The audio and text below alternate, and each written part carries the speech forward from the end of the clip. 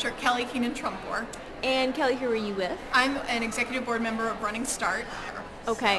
Why aren't young women running? What's the problem? Do you know, there's a lot of reasons, and I suppose if you asked each individual woman, you'd get a different answer, but we've found many women hesitate thinking, I'm not qualified.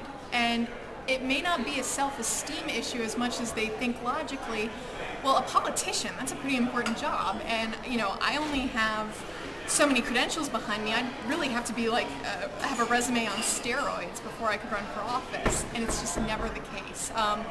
Most men, I actually have heard someone say that, if a man decided he wanted to be an astronaut, he might just put a bubble on his head and be like, I want to be an astronaut, I can do it, I can envision myself doing it. But a woman would say, well, I haven't gone to flight school, I've never flown a plane, so I've only gotten a couple of awards as being a Navy pilot, and I'm not sure that that's the same as commanding a space shuttle. So there's a hesitation to say, am I ready to take that big of a leap? And while we encourage women to start in any office, to really, if it's local, great, if it's state, great, if it's national, great. Many men, when they're 25 or 30, will consider running for Congress or the Senate. And if they lose, it's a learning experience. Whereas losing for a woman can be kind of devastating, and it's like, oh, I didn't make it, I don't have what it takes. And politics is really a game where losing's okay as long as you can come back stronger the next time.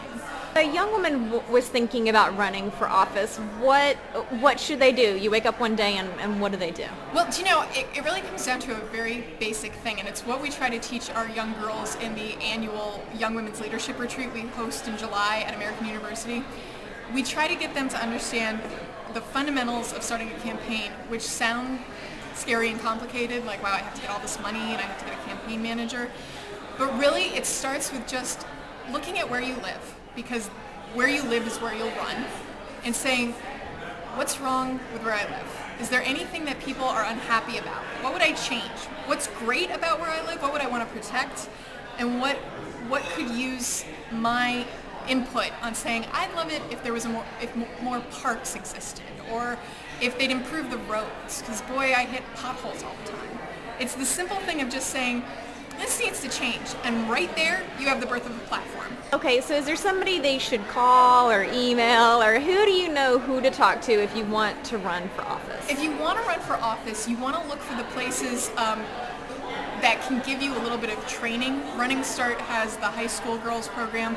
There's a lot of, both parties offer campaign colleges. So you can, if you want to just know the basics and have a little more backing, that's one thing to do. Otherwise, find out what's the election schedule. When do the elections happen? It might be great to find someone who's run and say, how'd it go?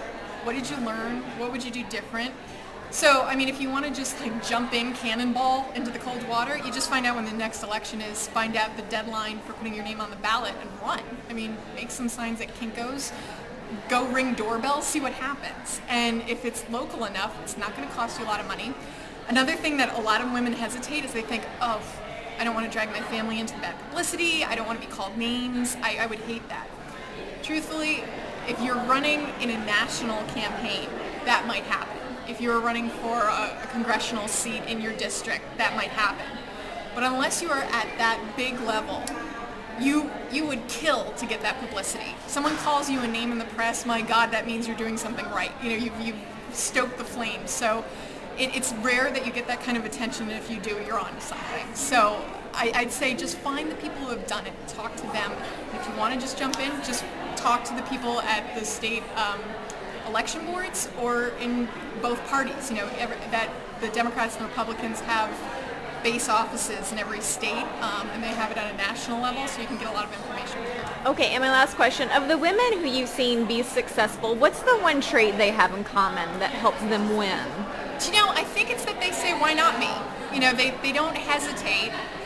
Debbie Wasserman Schultz will be here tonight. She ran with twins and a newborn, and it's not that they're Wonder Women and you say, hey, they can just do anything. It's hard. They've met real challenges. It's not easy. They're not trying to be the top dog who just looks great. But they said, no, you know what? I love this. This is more important to me. I'm going to just do it. And they didn't know the meaning of no, or you can't. It's like, yeah, why not? Until you tell me I can't, I'm going to keep trying. And that's a quality that we want to really bring out in young women. It's like, why not you? Because you can do it. Anyone could. That's the great thing about this country.